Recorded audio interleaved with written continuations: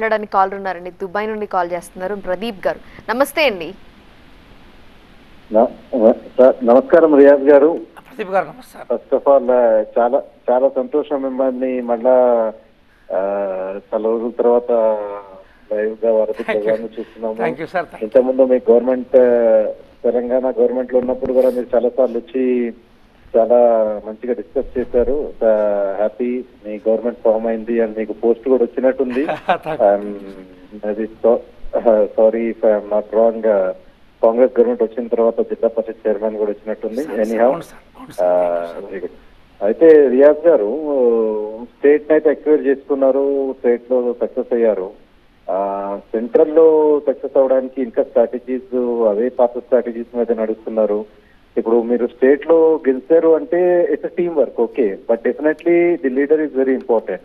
ఎవరైతే లీడ్ చేశారో దాన్ని బట్టి every one got success, team work. So central లో కూడా somewhere the leadership is lacking. ఇది మనం ఎప్పటి నుంచో డిస్కస్ చేస్తున్నాం ఈ పాయింట్.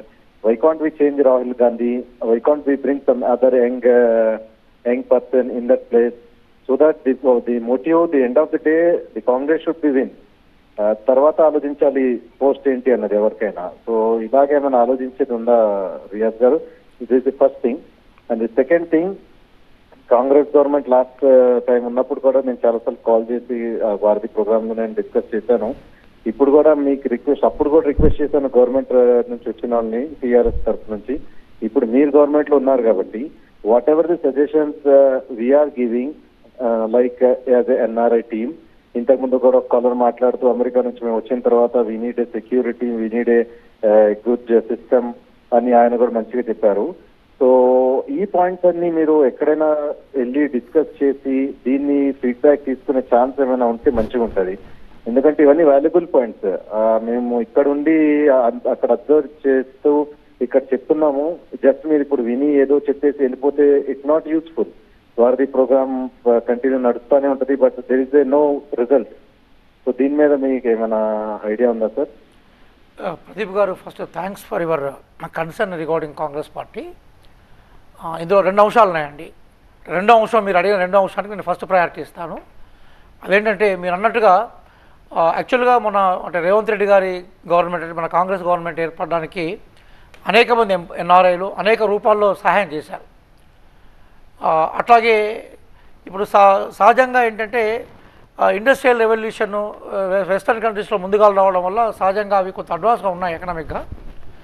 తెలంగాణలో కూడా ఏదైనా బెస్ట్ స్కీమ్స్ అంటే ఇక్కడ మనం ప్రయోగం చేస్తే ఇక్కడ ప్రజలకి మేలు జరుగుతుంది, మంచి జరుగుతుంది అనుకున్నప్పుడు డెఫినెట్గా మేము తీసుకుంటాం. అయితే మీరు చెప్పిన దాని తర్వాత నా ఆలోచనలో నేను అనుకుంటుంది ఏంటంటే, ఖచ్చితంగా ఎవరన్నా ఎన్ఆర్ఐస్ కనుక తెలంగాణలో అంటే గవర్నమెంట్కి సజెషన్స్ ఇవ్వడం కానీ, అవసరమైతే కొంత క్యాపిటల్ అంటే పెట్టుబడులు పెట్టడానికి కానీ, లేదా వాళ్ళ భవిష్యత్తు భరోసా కోసం కానీ ఏదన్నా ఒక మ్యూచువల్ అండర్స్టాండింగ్ ఉండి మ్యూచువల్ కోఆపరేషన్తో కూడుకున్న ఒక కమిటీ లాంటిది ఫామ్ చేయడము, లేదా ఒక చిన్న ఫోరం లాంటిది ఫామ్ చేస్తే బాగుంటుందనేది మీరు చెప్పిన తర్వాత నాకు ఆలోచన వచ్చింది.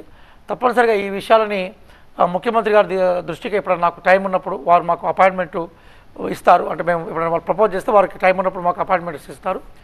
తప్పనిసరిగా మీరు చెప్పిన విషయాన్ని వారి దృష్టికి తీసుకొచ్చే ప్రయత్నం చేస్తాం. అట్లాగే గవర్నమెంట్ ముఖ్యమంత్రి గారికి అనేక మంది అడ్వైజర్స్ ఉన్నారు, అందులో 3 చీఫ్ అడ్వైజర్స్ ఉన్నారు. వాళ్ళ దృష్టి కూడా తీసుకొచ్చే ప్రయత్నం చేస్తానండి. ఇది రెండో అంశం. ఇక మొదటి అంశానికి ఏంటంటే, ఈరోజు కన్యాకుమారి నుంచి కశ్మీర్ వరకు, అట్లాగే ఐజ్వాల్ నుంచి అంటే మణిపూర్ నుంచి మహారాష్ట్ర వరకు సుదీర్ఘమైన యాత్ర చేసి ఈ దేశ ప్రజలతో మమేకమై ఈ దేశ ప్రజల యొక్క కష్టాలని నష్టాలని ప్రత్యక్షంగా చూసి ఈరోజు ఈ దేశం పట్ల ఒక ప్రత్యక్ష అవగాహన తీసుకున్నది రాహుల్ గాంధీ గారు. మరి రాహుల్ గాంధీ గారి పాదయాత్ర స్టార్ట్ అయినాకనే కాంగ్రెస్ శ్రేణుల్లో ఒక రకమైన ఉత్తేజం వచ్చింది. గౌరవ ముఖ్యమంత్రి రేవంత్ రెడ్డి గారు ప్రకటించినట్టుగా రాహుల్ గాంధీ గారి పాదయాత్ర ఇక్కడ మేము పదవుల్లోకి రావడానికి, పార్టీ గవర్నమెంట్ ఏర్పడడానికి అవకాశం వచ్చింది. ఖచ్చితంగా ఇంకో 24 అవర్స్ తర్వాత మనకు రిజల్ట్ అనేది ఒక పిక్చర్ వస్తుంది. బహుశా TV9 రెగ్యులర్గా దాని మీద కూడా బులెటిన్లు వేసే అవకాశం ఉంటుంది.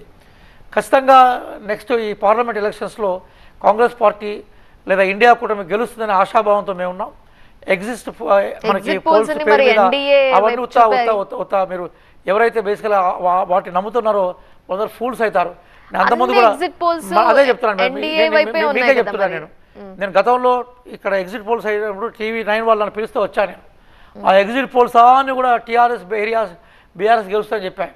నేను మాత్రం చాలా నమ్మకంగా, ఎందుకంటే 90 నియోజకవర్గాలు తిరిగిన ఎక్స్పీరియన్స్ ఉన్నవాడిని, నేను ఖచ్చితంగా మీరు రాసి పెట్టుకోండి సార్, మేము గెలవబోతున్నాం చెప్పాను.